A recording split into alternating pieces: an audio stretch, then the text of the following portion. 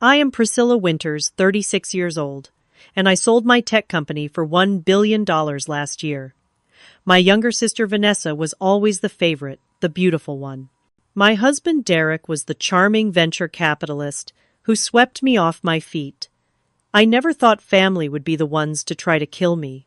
The memory still haunts me, Vanessa whispering, "Say hello to the sharks," as she shoved me off our yacht into the dark Pacific. Derek just stood there smiling, but they never expected what happened next. Before I dive into this unbelievable story, let me know where you are watching from in the comments below. Hit that subscribe button if you want to hear more shocking stories of family betrayal and unexpected comebacks. Trust me, you will want to hear how this ends. I grew up in Seattle with my sister Vanessa, who is 3 years younger than me. From the beginning, we were different in almost every way. While I was practical and studious, Vanessa was outgoing and naturally charming. I spent my weekends coding and building small programs on our family computer, while Vanessa was winning beauty pageants and collecting admirers everywhere she went. Our parents, both high school teachers, did their best to support our different paths. But I always sensed they understood Vanessa better. They would beam with pride at her performances and social achievements, while my academic accomplishments earned respectful nods. It was not that they did not love me, just that Vanessa had a way of commanding attention that I never mastered. I discovered my passion for technology when I was 12. Our computer science teacher, Mrs. Harlow, recognized something in me that others missed. She gave me advanced projects and stayed after school to teach me programming languages that were not part of the curriculum. "You have a gift, Priscilla," she told me once. "Your mind works in extraordinary ways." Those words became my anchor through difficult times. College was a struggle financially. I worked 3 jobs simultaneously to pay for my computer science degree at the University of Washington. Morning barista, shifts, afternoon library hours, and weekend tech support for local businesses. Meanwhile, Vanessa received a partial scholarship to study communications, supplemented by our parents emptying their savings. I never resented this. Vanessa had a way of making everyone feel her dreams were worth investing in. During those years, I barely slept. When I was not working or studying, I was coding in my tiny apartment, developing the algorithm that would eventually become my company's foundation. I was fascinated by the possibility of creating artificial intelligence that could interpret human emotions through digital interactions. Most experts said it was impossible, which only made me more determined. After graduation, I took a mid-level programming job at a tech company, while continuing my personal project nights and weekends. 3 years later, I had a working prototype of what I called Emotional Intelligence Interface, or EII. It was revolutionary, an AI system that could analyze text, voice patterns, and digital behavior to accurately interpret emotional states and respond appropriately. I quit my job and founded NeuroSync with my life savings of $60,000. The first 2 years were brutal. Investors would get excited by the demo, but back out when they learned a young woman with no business background was the founder. I heard impressive, but too risky so many times I almost gave up.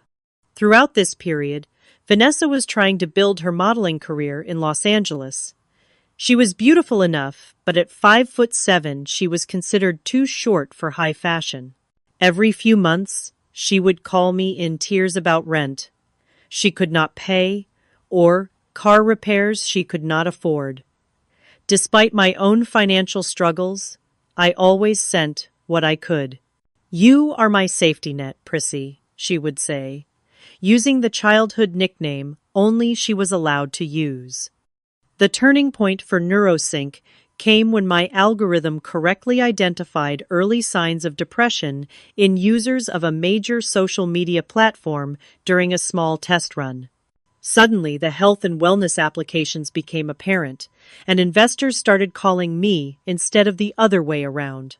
Within 18 months, NeuroSync grew from 3 employees to over 100, and our valuation hit $50 million. That was when I met Derek Hamilton at a tech investment conference in San Francisco. He was everything. I was not tall, conventionally attractive, socially polished, and from old money. As a venture capitalist specializing in AI startups, he approached me after my presentation with thoughtful questions about my technology. I was used to men in the industry either talking down to me or trying to steal my ideas. Derek seemed genuinely interested in both my work and me. He pursued me aggressively, sending flowers to my office, arranging accidental meetings at industry events, and eventually asking me to dinner. Dating had never been my priority, but there was something about his persistence that broke through my defenses. When he kissed me on our third date, I felt a rush of emotions I had denied myself for years. Our relationship progressed at lightning speed. Within 8 months, we were married in a small ceremony on the California coast. Vanessa was my maid of honor, crying tears of joy that seemed genuine. "You deserve all the happiness in the world," she told me, hugging me tightly. I believed her. In those moments, the competitive undercurrent that had always existed between us seemed to disappear. Derek integrated himself into every aspect of my life. He offered business advice, connected me with influential people, and even suggested I make him Chief Operating Officer of NeuroSync.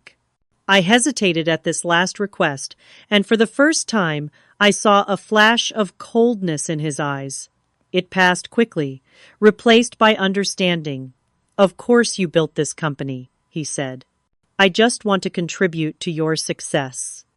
I appreciated his respect for my boundaries, not realizing it was merely tactical retreat. Then came the deal that changed everything. Tech Global, one of the largest technology companies in the world, offered to acquire NeuroSync for $1 billion. The number was staggering. My board urged me to accept, pointing out that the resources of Tech Global would help scale my technology globally. After weeks of negotiation, I agreed with conditions that protected my core team and ensured the technology would be used ethically. The day the deal closed, Derek organized a celebration at our home. As we toasted with champagne, I caught a look between him and Vanessa, who had flown in for the occasion. It was brief, a moment of silent communication that struck me as odd but not alarming. I was too overwhelmed by the sudden wealth to pay much attention. $1 billion. The poor girl from Seattle, who worked 3 jobs to pay for college, was now one of the richest women in the country. If only I had known what that money would cost me. 18 months into my marriage, and 6 months after the billion-dollar acquisition, I began noticing subtle changes in Derek. The man who once could not bear to be apart from me now had frequent business trips. His attentive morning texts became sporadic. He started taking phone calls in another room, his voice dropping to a whisper whenever I approached. At first, I attributed these changes to normal relationship evolution. The honeymoon phase does not last forever, and we were both busy professionals. But then, Vanessa began appearing at our San Francisco mansion with increasing frequency. "The modeling industry is so dead right now," she explained when she asked to stay with us for a few weeks. Just until I figure out my next move, those weeks turned into months. I welcomed her presence initially, thinking it might be nice to rebuild our sisterly bond now that competition for our parents' attention was long behind us. Looking back, I should have paid attention to the way she and Derek interacted. There was an ease between them that went beyond in-law friendliness. They shared inside jokes.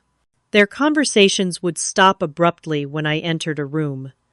More than once I caught Derek's hand lingering on Vanessa's shoulder or the small of her back.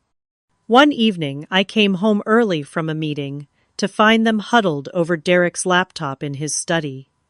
They jumped apart when I entered, and Derek quickly closed whatever they had been looking at. Just showing Vanessa some investment opportunities, he explained smoothly, for when she decides what to do next. I nodded, but something felt off.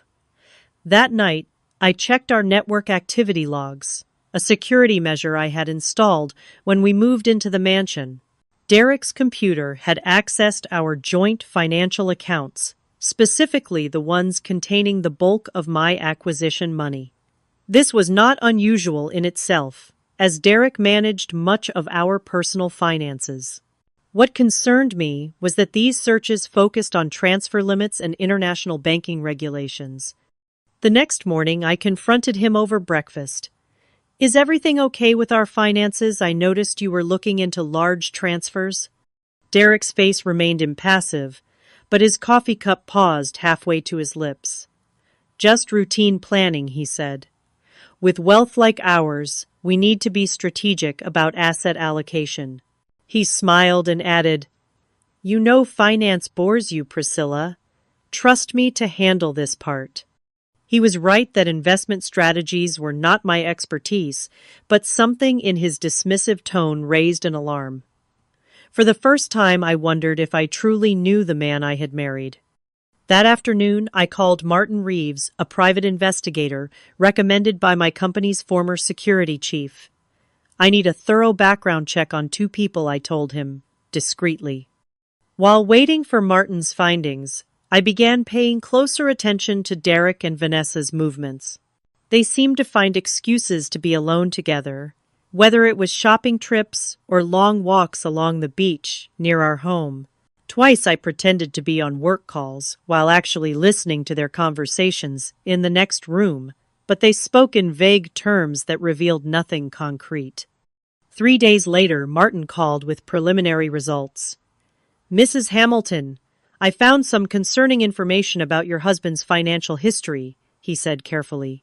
"Before meeting you, he was nearly bankrupt due to failed investments and gambling debts. He took out several high-interest loans that were suddenly paid off shortly after your marriage." My stomach tightened.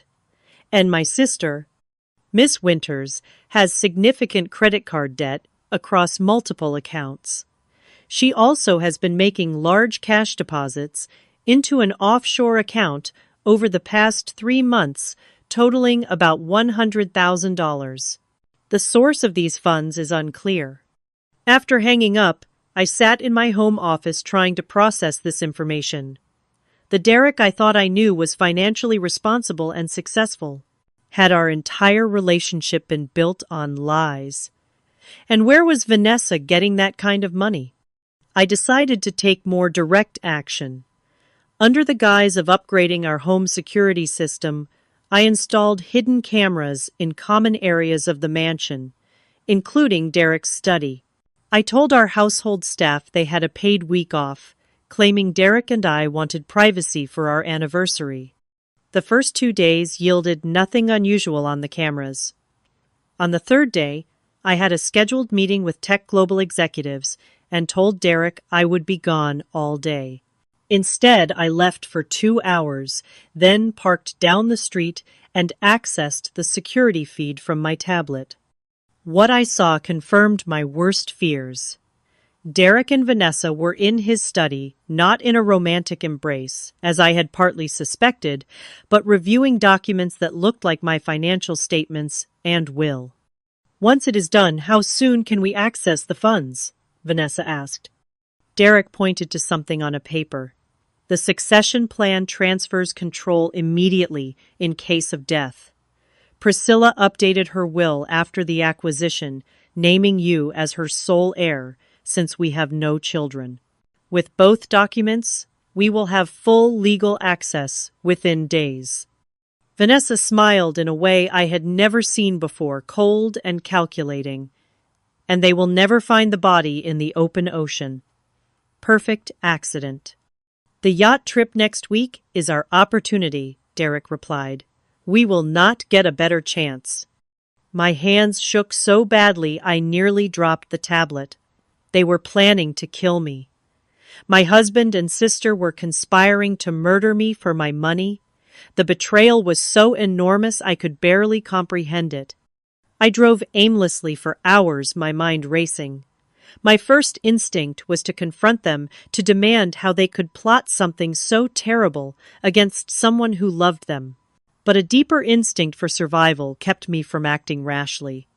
If I confronted them now, they might accelerate their plan or find another way to eliminate me. That evening, I returned home and pretended everything was normal. I smiled through dinner as Derek discussed the yacht trip he had planned for the following week. "I thought we could use a second honeymoon," he said, reaching for my hand across the table. 2 weeks on, the Azure Dream sailing down the Mexican coast. "That sounds wonderful," I replied, forcing enthusiasm into my voice. "Will it be just us?" Actually, Vanessa chimed in. "Derek invited me along. I hope that is okay. I have always wanted to see the Mexican Riviera." I met her eyes searching for any sign of the sister I had grown up with. The girl who had once held my hand on the first day of school and promised we would always look out for each other. All I saw was a stranger wearing my sister's face. "Of course," I said. "It will be fun, the three of us." That night, I lay awake beside Derek, listening to his steady breathing and wondering how someone could sleep so peacefully after planning murder. I had 6 days to prepare for a trip that was meant to be my last. The Azure Dream was everything a luxury yacht should be: 80 feet of gleaming white perfection, with 4 staterooms, a hot tub on the upper deck, and a crew of 6 to cater to our every need. Under different circumstances, I would have been awestruck by its opulence. Instead, as we boarded in San Diego Harbor, I felt like I was walking onto the stage for my own execution. I had spent the previous days making careful preparations. I told my assistant Jane about my suspicions, giving her a sealed envelope with instructions to open it if she did not hear from me for 3 consecutive days. I activated the location tracking on my personal devices and created a new emergency email account that would send automated messages to specific people if I did not log in within 48 hours. I also transferred $10 million to a hidden account only I could access separate from the assets Derek knew about. The first few days on the yacht passed in a haze of false normalcy. We sunbathed on the deck, swam in the clear blue waters, and dined on exquisite meals prepared by the yacht's chef. The crew was always present, which I believed kept Derek and Vanessa from acting on their plan: safety in witnesses. By the 4th day, we had traveled far from the Mexican coast, with Captain Rodriguez mentioning we were in open water about 100 miles from the nearest land. That evening, Vanessa suggested the crew deserved a night off from serving us dinner, insisting we could manage ourselves for one meal. Derek quickly agreed, telling the captain to give everyone the evening off in their quarters. The 5th night, Derek prepared cocktails on the upper deck as we watched the sunset. "A special recipe," he said, handing me a brightly colored drink with a pineapple garnish. "Try it, babe. I made it extra strong, just how you like it." I pretended to sip, while actually letting the liquid spill down the side of the glass, away from his view. "Delicious," I murmured, then set it down on a table when he turned to make Vanessa's drink. Over the next hour, I feigned increasing drowsiness, slurring my words and becoming unsteady on my feet. "I think I need to lie down," I said intentionally, stumbling as I stood. Derek was immediately at my side, his arm around my waist. "Let me help you to our cabin." His solicitude would have seemed loving to anyone watching, but I could feel the tension in his grip, the eagerness poorly disguised as concern. In our stateroom, I collapsed onto the bed, keeping my eyes half closed, but maintaining a sliver of vision. Derek checked my responsiveness, waving his hand in front of my face and calling my name. Satisfied that whatever he had put in my drink had worked, he left the cabin, locking the door behind him. I waited 15 minutes before silently moving to the door and pressing my ear against it. I could hear Derek and Vanessa talking on the deck above their voices, carrying through the yacht's air vents. "Is she out?" Vanessa asked. "Completely," Derek replied. "I used enough sedative to knock out someone twice her size. She will not wake up even when we move her." "Good. The crew is all below deck watching some soccer game. We have at least an hour." I quickly changed into dark athletic clothes and water-resistant shoes I had hidden in my luggage.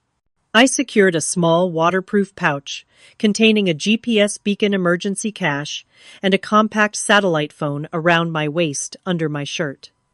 Then I slipped back into bed, resuming my drugged pose, just as I heard footsteps approaching. The door opened, and Derek entered with Vanessa close behind. "Time to move her," he said. "Remember, it needs to look like she was sleepwalking or drunk and fell overboard accidentally." As they approached the bed, I made my decision. Rather than being carried to my fate, I would confront them. I sat up abruptly, startling them both. Looking for something, I asked, my voice steady, despite the adrenaline coursing through me. The shock on their faces would have been almost comical under different circumstances. Derek recovered first, his expression shifting from surprise to concern with practiced ease. "Priscilla, you are awake. How are you feeling? You seemed really out of it earlier." Vanessa stood frozen, her eyes darting between Derek and me. "Drop the act," I said, standing up. "I heard everything. I know about your plan to drug me and throw me overboard. I know about the will, the money, all of it." There was a moment of tense silence, then Vanessa's face transformed. The mask of sisterly affection fell away, completely replaced by cold contempt. "You were always the smart one, weren't you?" she said, her voice dripping with resentment. "Always one step ahead, always so perfect, Priscilla, with her brilliant mind and now her $1 billion. How long?" I asked, looking between them. "How long have you been planning this?" Derek shrugged, no longer bothering to hide his true nature. "Since before the wedding, actually. I needed access to your assets, and marriage was the simplest way." "And you," I turned to Vanessa, "the betrayal from my own sister, cutting deeper than anything Derek could inflict." "Please," she scoffed. "Do you know what it is like living in your shadow? Poor Vanessa. Not as smart as her sister, not as successful. Always needing help, always the charity case. I deserve some of what you have. We share the same blood." "So you decided to spill that blood for money." The words tasted bitter in my mouth. "Enough talk," Derek said, advancing toward me. "This changes nothing except the method. No one will hear you scream out here." I backed toward the door, but Vanessa moved quickly to block my exit. Derek lunged for me, and I dodged, sending him crashing into the bedside table. I managed to slip past Vanessa and ran for the deck, hoping to reach the crew quarters and the safety of witnesses. I made it to the main deck, screaming for help, but the engines of the yacht were too loud, the crew cabins too far away. Derek tackled me from behind his weight, knocking the breath from my lungs. "Hold her arms," he grunted to Vanessa, who grabbed my wrists. I fought wildly, landing a solid kick to Derek's stomach that made him double over. I broke free from Vanessa's grip and scrambled toward the railing, thinking I could jump and swim to the other side of the yacht where the crew might see me. But Derek recovered too quickly. He seized my hair, yanking me backward with such force that I saw stars. Together, he and Vanessa dragged me to the edge of the yacht. I clawed at them, drawing blood from Derek's cheek, fighting with the desperate strength of someone facing death. For a moment, as I stared into Vanessa's eyes, I thought I saw a flicker of hesitation, a ghost of the sister I once knew. "Vanessa, please," I gasped. We are family." Her expression hardened. She leaned in close, her breath hot against my ear, and whispered, "Say hello to the sharks for me, Prissy." Then she shoved me hard, her hands striking my chest with surprising strength. I felt myself falling, Derek's smiling face and Vanessa's cold eyes receding above me. Then came the shocking impact of hitting the water from 20 feet up like concrete against my back. The cold enveloped me, water filling my nose and mouth as I plunged beneath the surface. Above me, the yacht's engines roared louder. Through the dark water, I could see its lights moving away as Derek and Vanessa made their escape, leaving me to die in the vast emptiness of the Pacific Ocean. The cold hit me first, a shock that forced the air from my lungs and nearly caused me to inhale water. I fought the instinct to panic, forcing myself to think through the fog of adrenaline and fear. The surface, I needed to reach the surface. I kicked hard, my lungs burning, until I broke through into the night air with a desperate gasp. The yacht was already 100 yards away, its lights receding into the darkness. For one wild moment I considered screaming, but reality set in quickly. No one would hear me over the engines, and the only people who knew I was here wanted me dead. Treading water, I tried to orient myself. The moon was bright enough to distinguish the horizon, but all I could see was endless ocean in every direction. No land, no other vessels, nothing but black water stretching to meet the star-filled sky. The gravity of my situation hit me then. I was alone in the open ocean at night, at least 100 miles from shore. The statistics ran through my head: automatically survival time, in 60-degree water, likelihood of shark encounters, dehydration rates. None of them offered much hope. But I had one advantage my would-be killers did not know about. I had been a competitive swimmer through college. Not professional level, but good enough to earn a partial scholarship that supplemented my 3 jobs. I had the technique and endurance most people lacked. And more importantly, I had prepared for this possibility, albeit hastily. I reached under my shirt for the waterproof pouch. Inside was the GPS beacon, which I immediately activated. The tiny light blinked green, signaling it was working. Whether anyone would pick up the signal this far out was another question entirely. Next, I needed to conserve energy. Hypothermia would kill me faster than exhaustion if I remained actively swimming all night. I switched to a relaxed backstroke, focusing on keeping my face above water while expending minimal energy. As I floated, staring up at the vast canopy of stars, my mind cycled through emotions: disbelief at the betrayal, rage at their callousness, fear of my circumstances, and beneath it all, a steely determination to survive, if only to see justice done. Hours passed. My teeth chattered uncontrollably, and my limbs grew increasingly numb despite my efforts to keep moving.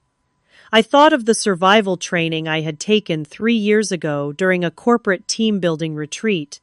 Our instructor, a former Navy SEAL named Jack, had emphasized mental fortitude above all else.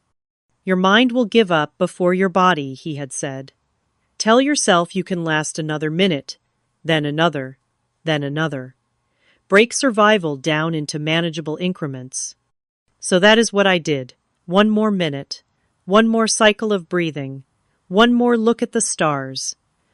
The night seemed eternal, but eventually the black sky began to lighten, almost imperceptibly, in the east. Dawn brought a new challenge: the sun. Without protection, dehydration would become my enemy. I had no choice but to continue swimming, hoping to encounter something, anything, that might aid my survival. Mid-morning, I spotted something floating in the water about 50 yards away. Swimming toward it, I discovered it was a cushion from the yacht, presumably thrown overboard in the struggle. This small piece of buoyancy was a lifeline. I clung to it, allowing my exhausted muscles to rest while keeping my head above water. The day passed in a blur of sun thirst and growing despair. I had been in the water for nearly 20 hours when I heard the distant sound of a motor. At first, I thought it was a hallucination born of desperation, but then I saw it a small fishing boat perhaps half a mile away.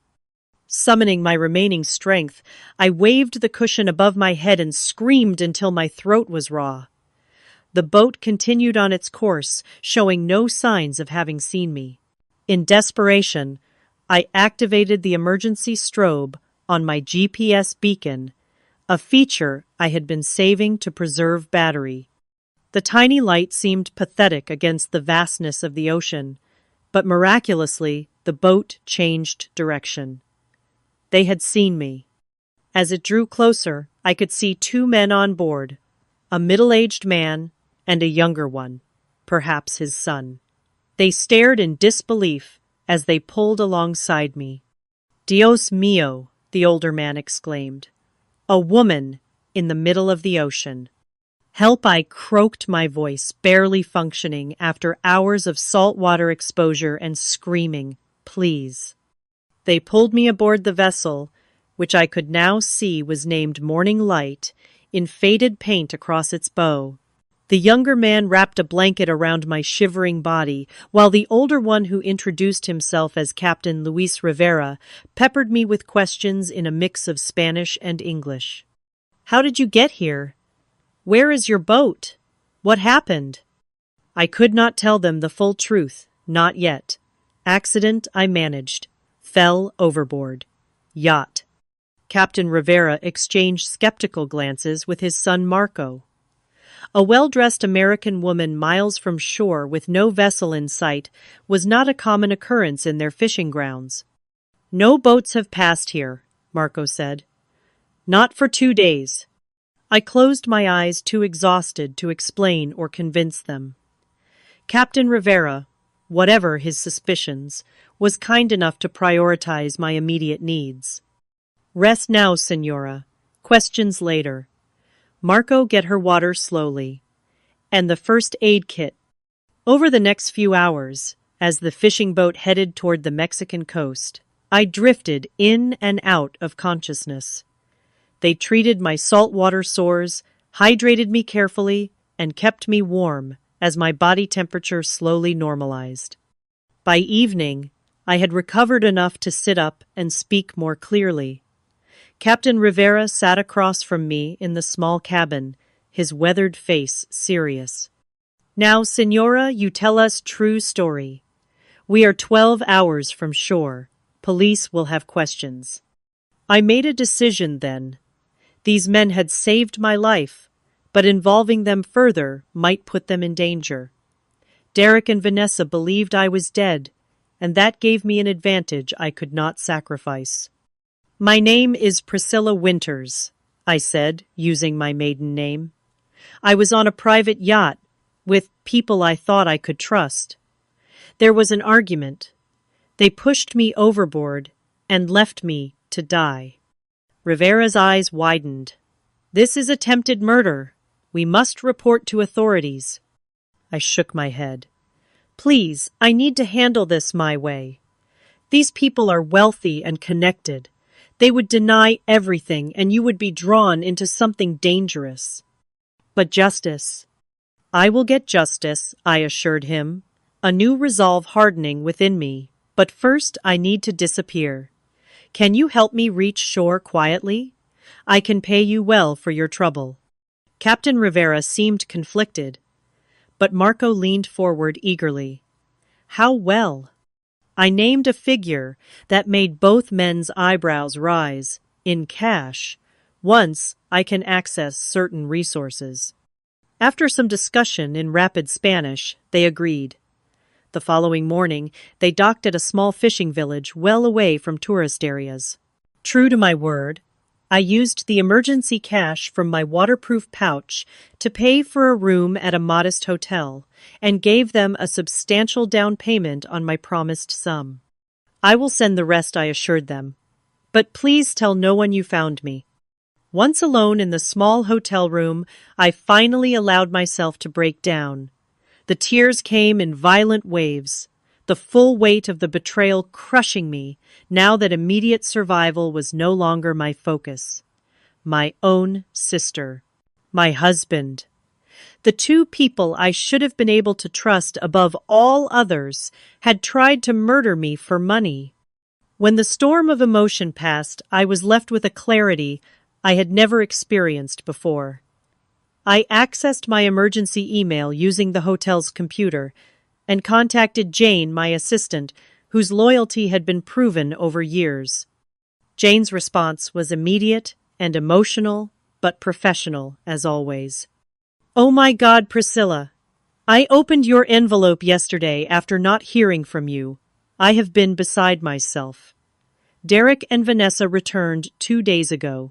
They reported you missing, claiming you fell overboard during the night while they were asleep. Search and rescue operations have been called off as of this morning." Derek gave a tearful press conference. "What do you need me to do?" So the plan was proceeding exactly as they had intended. I was officially presumed dead, and they were positioning themselves to inherit my fortune. I typed a careful response to Jane outlining what I needed: secure communication channels, access to my hidden funds, and absolute secrecy about my survival. Over the next week, recovering in that small coastal town, I watched news reports of my tragic accident on the hotel television. Derek played the grieving husband masterfully, his voice breaking as he described waking to find me missing. Vanessa stood beside him, her eyes red and puffy, a picture of sisterly devastation. "Priscilla was everything to us," she told reporters, dabbing at her tears with a tissue. "I do not know how to go on without my big sister." The performance was flawless. If I had not heard them plotting my murder, had not felt Vanessa's hands shoving me into the ocean, I might have believed their grief myself. 1 week after my death, they announced that according to my will and business succession plan, Vanessa would inherit my personal fortune, and Derek would take control of my remaining business interests. The speed with which they moved confirmed what I had overheard on the yacht, that they had prepared these legal maneuvers well in advance. Watching them claim my life's work, I felt a cold rage unlike anything I had experienced before. This was no longer just about survival. This was about justice, about making them face consequences for what they had done. With Jane's help, I assembled a small team of people I trusted implicitly. Theodore Winters, my corporate lawyer who had opposed my marriage to Derek from the beginning. Olivia Chen, a cybersecurity expert who had worked with me at Neurosync.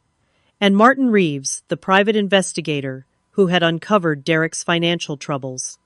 From my hideout in Mexico, I began to plan my return, not as a victim seeking help, but as the architect of their downfall.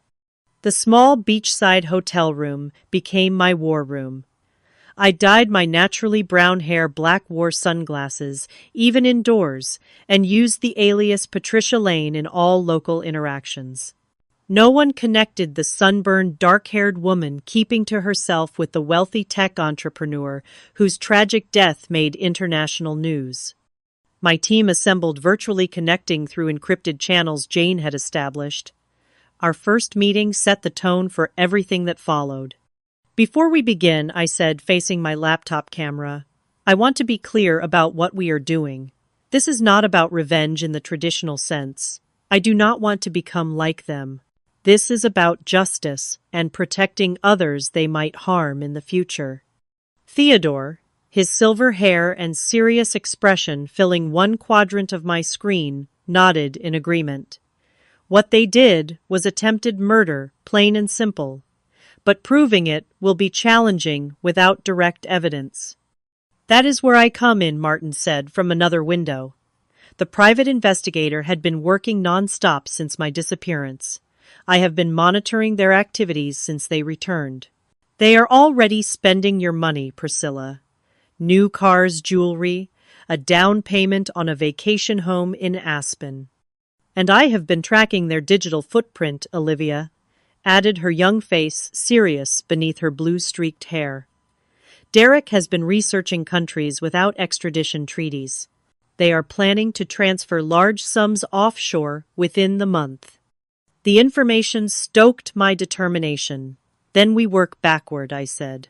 We need 3 types of evidence proof of their plot before the yacht trip documentation of the financial fraud they are currently committing, and if possible, direct evidence of the murder attempt itself. Over the next 3 weeks, my team executed a methodical plan.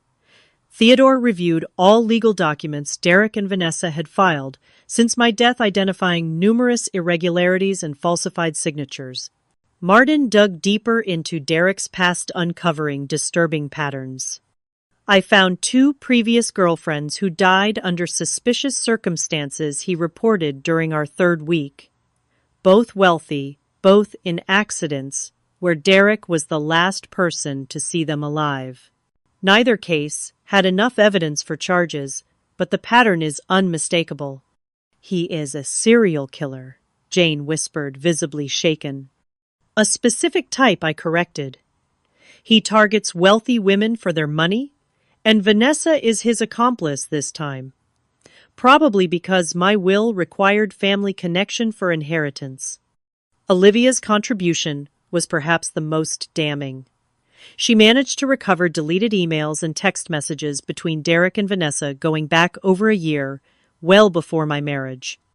Look at this exchange from 14 months ago, she said, sharing her screen, to show us a text conversation.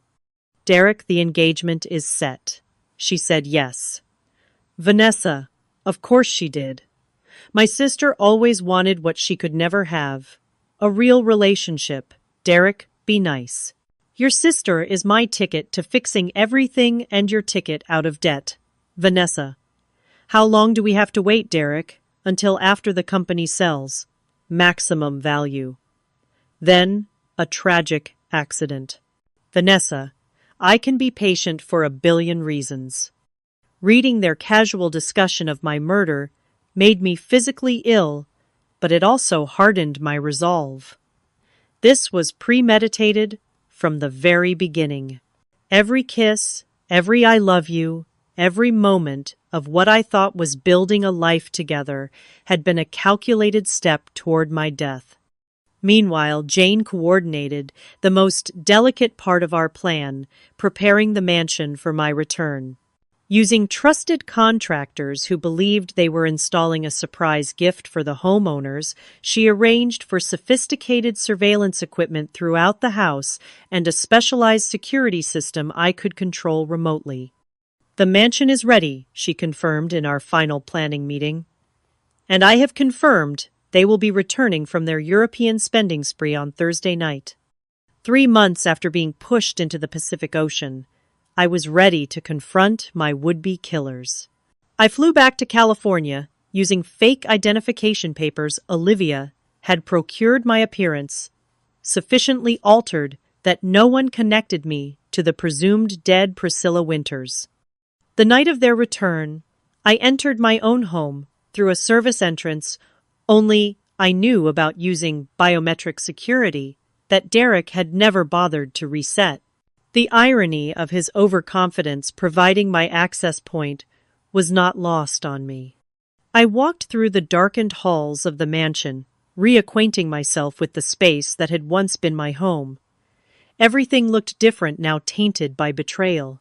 Vanessa had redecorated parts of the house, replacing my carefully chosen artwork with gaudy pieces that matched her less refined taste. In the master bedroom, I found evidence of their relationship now, in the open Vanessa's clothes in my closet, her makeup on my vanity. They had not even waited a decent interval before dropping the pretense of grieving sister and husband. I set up in the dining room, arranging a table for 3 with elegant place settings. At the center, I placed a beautifully wrapped box, a gift containing everything I had gathered over the past 3 months.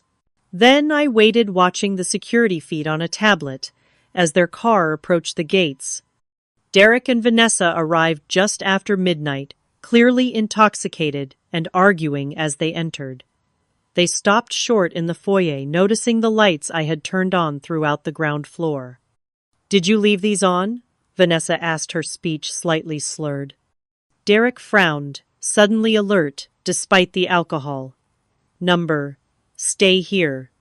He moved cautiously through the house checking rooms, while Vanessa followed behind, despite his instruction. Their confusion grew when they heard the soft music I had started playing, one of Derek's favorite jazz albums. Someone is here, he hissed, pulling Vanessa behind him in a show of protection that might have seemed gallant if I did not know his true nature. They made their way to the dining room, stopping in the doorway when they saw the elaborate table setting. 3 places, fine china crystal glasses, filled with wine, and the gift box in the center. What the hell is this? Vanessa whispered, clutching Derek's arm. That was my cue. I stepped out from the shadows of the adjacent room wearing the same outfit I had worn the night of the yacht party, my hair returned to its natural color. Welcome home, I said calmly. I have been waiting for you. The color drained from both their faces. Derek stumbled backward, nearly knocking Vanessa over. For a moment, neither could speak, their eyes wide with shock and terror. This is not possible, Derek finally managed. You are dead. We saw you drown. You saw me fall, I corrected. You assumed I drowned. A rather large miscalculation on your part. Vanessa let out a strangled sound somewhere between a gasp and a scream. You are not real. This is not happening. I stepped forward into the full light of the chandelier. I assure you, Vanessa, I am very real. And unlike you, I am not here to kill anyone. I am here to deliver a gift. Derek seemed to recover some of his composure, his mind visibly working through options. Priscilla, thank God you are alive. We thought we lost you. There was a terrible accident. Stop, I cut him off. Let us not insult each other's intelligence. I heard you planning my murder. I felt Vanessa push me off that yacht. I know everything. You cannot prove anything, Vanessa said, her shock giving way to defiance. It is your word against ours. Everyone already thinks you had an accident. I smiled, a cold expression that made both of them tense. That brings me to my gift. I gestured to the box on the table. Open it.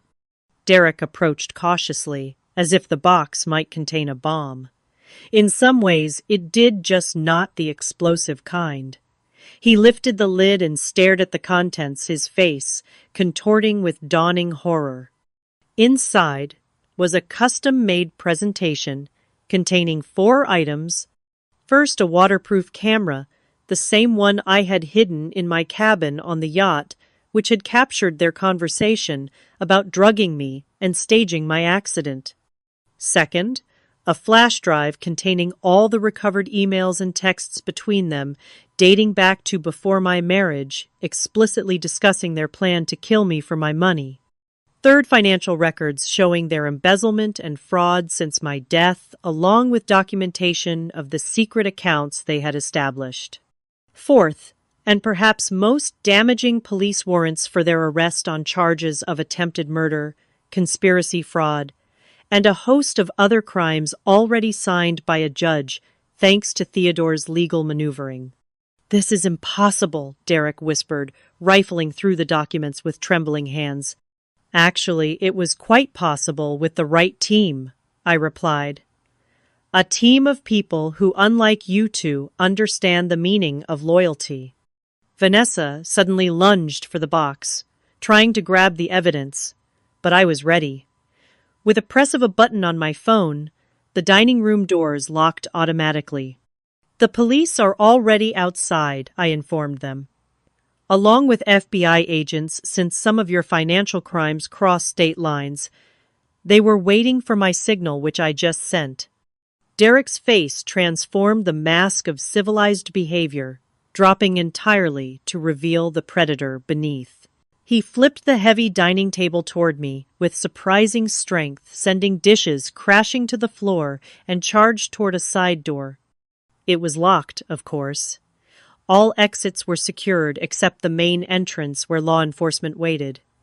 Realizing this, he turned on me with murderous rage, grabbing a knife from the scattered cutlery on the floor.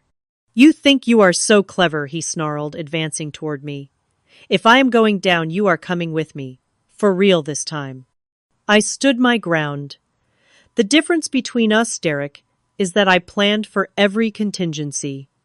As he lunged, the hidden door behind me opened, revealing Martin and two security specialists who had been waiting out of sight. They tackled Derek, disarming him with professional efficiency. Vanessa, seeing her accomplice subdued, broke down completely. She collapsed to the floor, sobbing and rocking back and forth. "It was his idea," she wailed. "He made me do it. I never wanted to hurt you, Prissy." I looked at my sister, the person who had shared my childhood, who had once been my closest family now, reduced to a pathetic, blubbering mess, trying to save herself by betraying her partner in crime. "You whispered in my ear before pushing me off that yacht," I reminded her, my voice steady. "You told me to say hello to the sharks. Was that his idea too?" She had no answer, only more tears. The police entered, then reading them their rights as they were handcuffed. Derek continued to struggle and threaten, while Vanessa went limply, still crying and trying to plead her case to anyone who would listen. As they were led away, I stood in my reclaimed home, surrounded by the wreckage of the confrontation. The victory felt hollow in some ways. I had survived. I had stopped them from enjoying the fruits of their crime. Justice would be served. But nothing could restore what I had lost: my trust in the people I had loved most. Yet amid the broken glass and scattered evidence of betrayal, I felt something unexpected: freedom. The worst had happened, and I had survived it. What was there left to fear? The seconds after Derek and Vanessa were taken into custody stretched into a strange, suspended moment of silence. The dining room, once the setting for intimate family dinners, now lay in disarray, a physical manifestation of the destruction of those relationships. Crystal fragments caught the light from the chandelier, scattering tiny rainbows across the walls like misplaced celebrations. FBI agent Lawson approached her, face professionally neutral, but her eyes conveying something like respect. "Miss Winters, we will need your formal statement, but it can wait until tomorrow if you prefer. You have been through quite an ordeal." I nodded, suddenly exhausted, now that the adrenaline was ebbing. "Tomorrow would be better. I need some time." After the law enforcement teams departed, taking the evidence with them, I was left with Martin, Jane, and the security specialists. The house felt too large, too empty, yet simultaneously claustrophobic with memories. "You should not stay here tonight," Jane suggested gently. "I have a hotel suite ready. Clean clothes, everything you need." I agreed, too drained to argue. As we walked to the car, Martin briefed me on what would happen next. They will be held without bail, given the severity of the charges and flight risk. The preliminary hearing will likely be within 48 hours. The hotel suite Jane had arranged was blessedly anonymous, a neutral space untainted by betrayal. I showered for nearly an hour, as if the hot water could wash away more than just the physical remnants of the day. Afterward, wrapped in a plush robe, I joined my small team in the suite's living area. "What happens now?" Olivia asked, her usual technological confidence replaced by uncertainty in this human domain. "Now," I said, "we prepare for the storm. Once the news breaks that I am alive, there will be a media frenzy. Theodore is filing motions to freeze all assets Derek and Vanessa tried to access. And, personally, I start rebuilding." Sleep did not come easily that night, but for the first time in months, it was not fear keeping me awake, but possibilities. The world thought Priscilla Winters had died. Perhaps in some ways she had. The woman who trusted too easily, who believed in the fundamental goodness of those she loved, no longer existed. But who would take her place? The next morning brought the media explosion we had anticipated. My resurrection from the dead and the arrest of my husband and sister on attempted murder charges created a perfect storm of public interest. Theodore had prepared a simple statement confirming I was alive, that criminal proceedings were underway, and requesting privacy during this difficult time. Of course, privacy was the one thing money could not buy in this situation. Every news outlet, talk show, and true crime podcast wanted an exclusive. Social media exploded with hashtags like number back from the dead and number billion-dollar betrayal. Old photos of Derek, Vanessa, and me at charity events were dissected for signs people claimed to have missed. Through Theodore's connections, I arranged to give a single interview to a respected journalist known for her integrity. The strategic purpose was to control the narrative. The personal purpose was to say my piece and then retreat from the spotlight to heal. They underestimated you, the journalist observed during our carefully managed conversation. What do you think was their biggest mistake? I considered this, thinking back to those dark moments in the ocean. They saw only what they wanted from me, money and status. They never saw me the whole person, with skills and determination they never bothered to learn about. In the end, they were defeated by the parts of me they ignored. The preliminary hearing was a media circus. I attended wearing a simple navy suit, my posture straight, my expression composed. When Derek and Vanessa were brought in, I looked at them directly, refusing to flinch. Derek glared back with undisguised hatred. Vanessa could not meet my eyes. The evidence was overwhelming. The recording from the yacht alone was devastating, capturing their explicit discussion of murdering me for my money. Their electronic communications provided years of premeditation. The financial records showed fraud both before and after my presumed death. Both were denied bail. As they were led away, Vanessa finally looked at me, her expression, a complex mixture of shame, anger, and something that might have been regret. I gave her nothing in return, no hatred, but no forgiveness either. Just the steady gaze of someone who had moved beyond her power to hurt.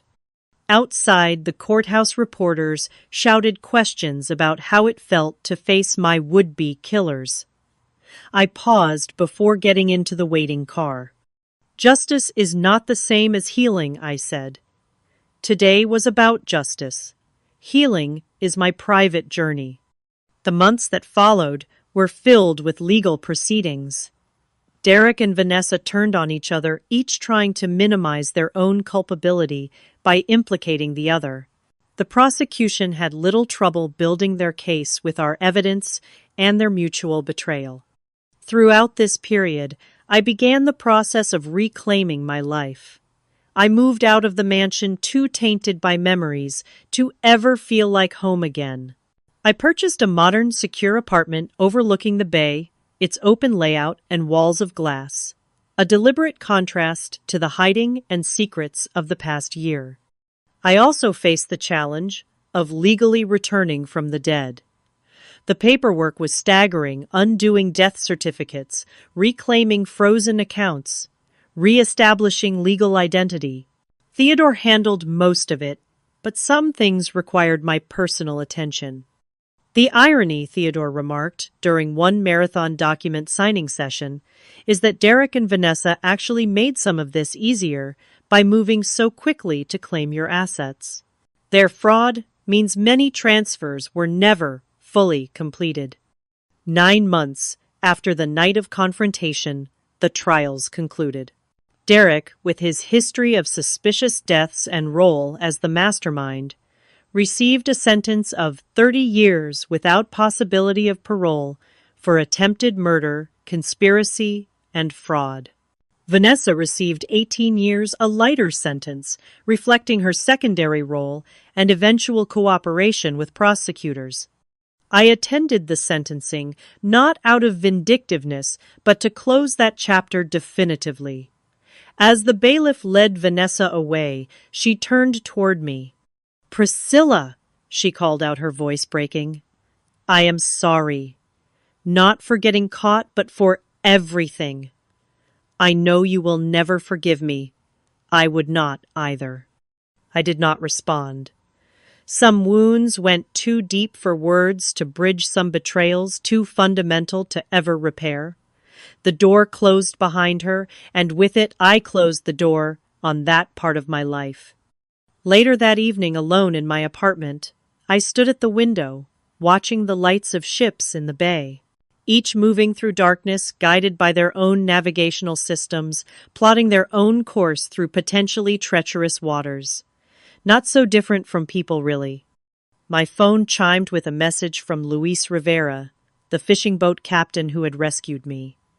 We had stayed in touch, and I had funded his son Marco's college education in gratitude.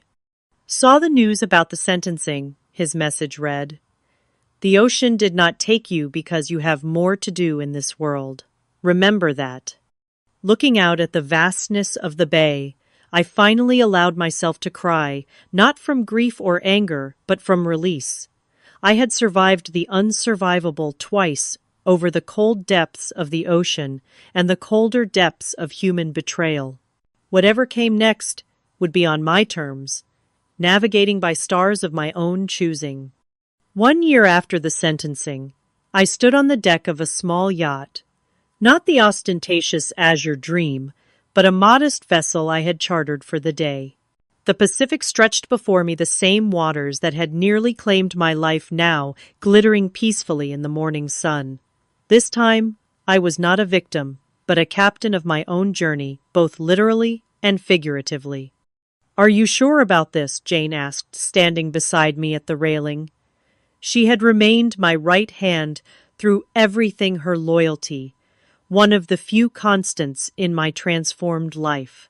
"I need to face it," I replied, looking at the coordinates on the GPS, the approximate location where I had been thrown overboard. Not to relive the trauma, but to write a new ending to that story. The trial and sentencing had dominated headlines for months, a cautionary tale of greed and betrayal that captivated the public imagination. Investigation into Derek's past had revealed even more disturbing patterns, with authorities reopening cases of 2 previous girlfriends whose accidental deaths now appeared suspicious. Vanessa's cooperation had helped prosecutors build an airtight case, though her tearful testimony about being manipulated by Derek rang hollow against the evidence of her active participation. I had watched the legal process unfold with a strange detachment, as if observing characters in a play rather than people who had once been central to my life. The psychological distance was necessary for my survival, a protective barrier between my present and the painful past. My recovery had not been linear. There were days of progress, followed by nights of paralyzing nightmares, moments of strength interrupted by unexpected panic attacks, when a boat engine sounded too similar to the Azure Dream, or when someone approached me from behind, unexpectedly. 3 months after the sentencing, on Theodore's advice, I began working with Dr. Elena Ramirez, a therapist specializing in trauma and betrayal.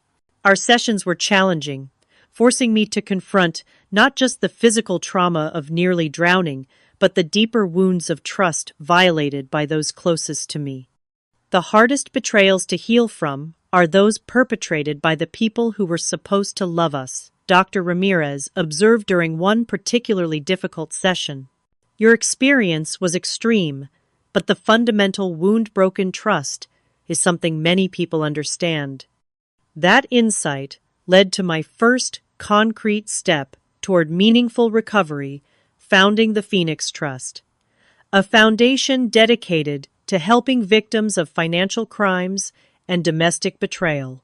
The organization provided legal support, therapy resources, and emergency funds for people trying to escape dangerous relationships, particularly those complicated by financial control and manipulation. Why Phoenix? A reporter asked at the foundation's launch. Because rising from ashes is not just a myth, I explained. It is a process painful and necessary, and no one should have to do it alone. The foundation became my passion, a way to transform my suffering into something constructive. I assembled a board of experts in relevant fields, created partnerships with existing support organizations, and funded research into the warning signs of dangerous relationships disguised as love. My approach to business also transformed. I returned to the technology world, not as an executive, but as an angel investor, focusing on startups led by women and minorities who had traditionally struggled to secure funding. My traumatic experience had sensitized me to power imbalances and the importance of creating more equitable systems. Personal relationships proved more challenging to rebuild. The double betrayal had left me wary, my ability to trust fundamentally damaged. I maintained a small circle of proven loyal friends, including Jane, Olivia, Martin, and Theodore, who had stood by me through the darkest times. Beyond them, I kept most people at a comfortable distance. 6 months after the sentencing, I made one of the most difficult decisions of my recovery journey. I requested a prison meeting with Vanessa. Theodore thought it was a mistake, Dr. Ramirez supported it as a potential step toward closure, provided I had realistic expectations. The meeting took place in a sterile visitation room under the watchful eyes of corrections officers. Vanessa looked smaller somehow, the prison uniform hanging loosely on her frame, her once perfectly maintained appearance, now plain and institutional. When I entered, her eyes widened with surprise. She had requested meetings several times, but this was the first I had accepted. "Priscilla," she said, her voice hoarse. "Thank you for coming." I sat across from her, maintaining eye contact, but saying nothing, waiting. "I have had a lot of time to think," she continued nervously. "About who I am, about what I did. The therapist here says I should take full responsibility without excuses. So that is what I am trying to do." She took a deep breath. "I betrayed you in the worst possible way, and no apology can ever be adequate. But I am sorry, truly sorry." Why, I asked, the single word containing all my questions? Why me? Why murder? Why betray family? Vanessa's composure cracked. "I was jealous of you my entire life. You were always the smart one, the capable one. Even when I got more attention for my looks or personality, I knew it was superficial. You were building something real, something lasting. When Derek approached me with his plan, it felt like finally having power over you." She wiped her eyes. "It is disgusting, I know. I disgust myself. Derek approached you first." This detail contradicted her court testimony, where she had claimed Derek manipulated her after they began an affair. She nodded, unable to meet my eyes.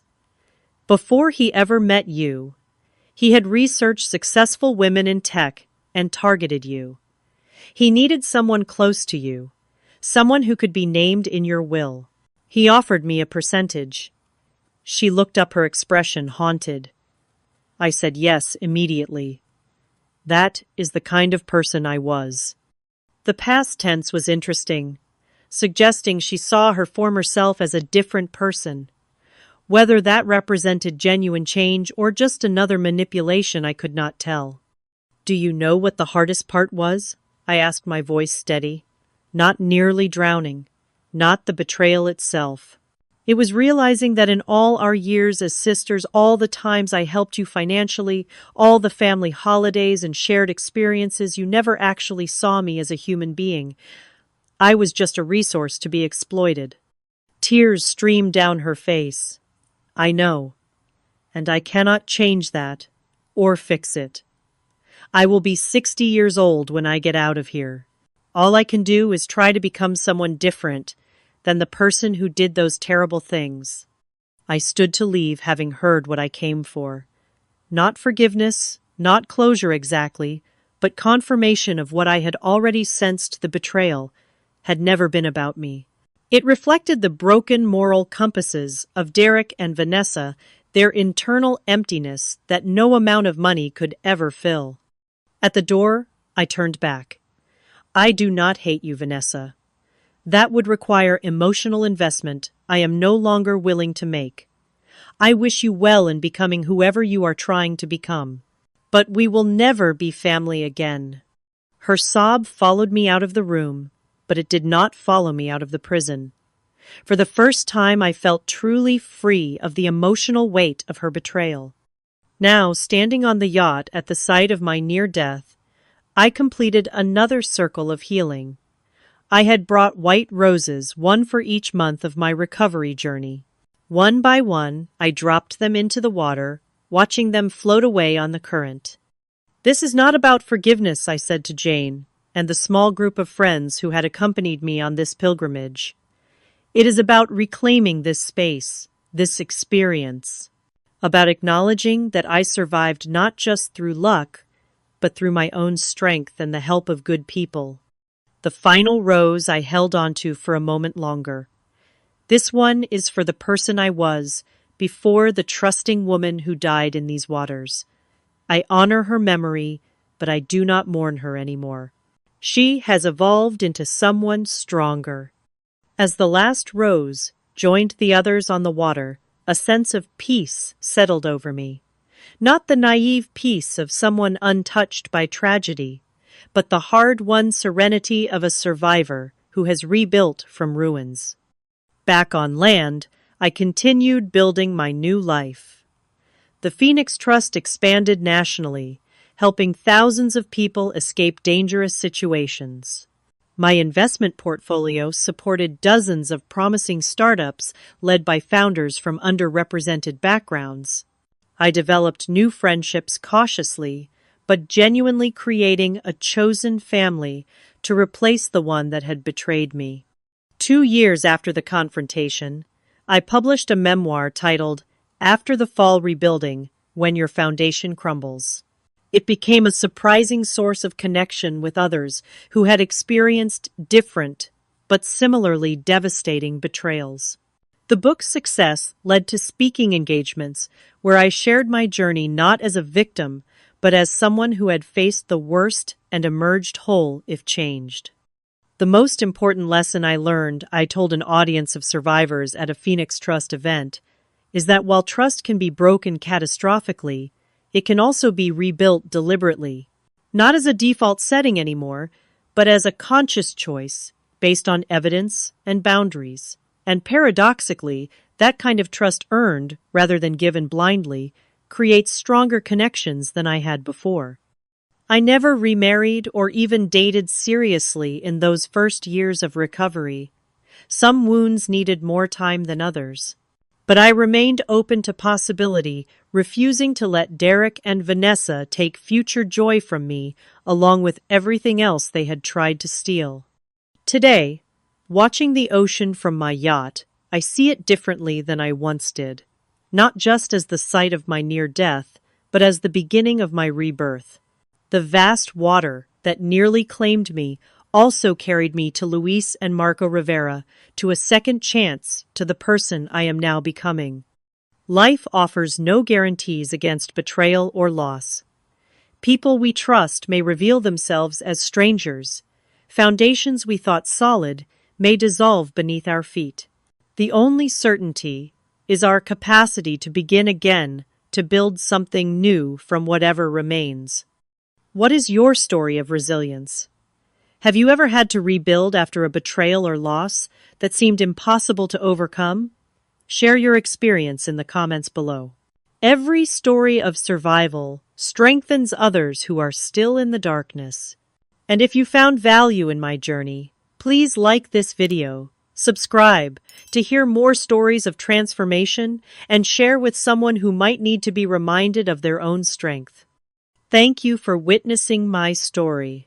And remember, sometimes our greatest power is revealed only after we have been broken.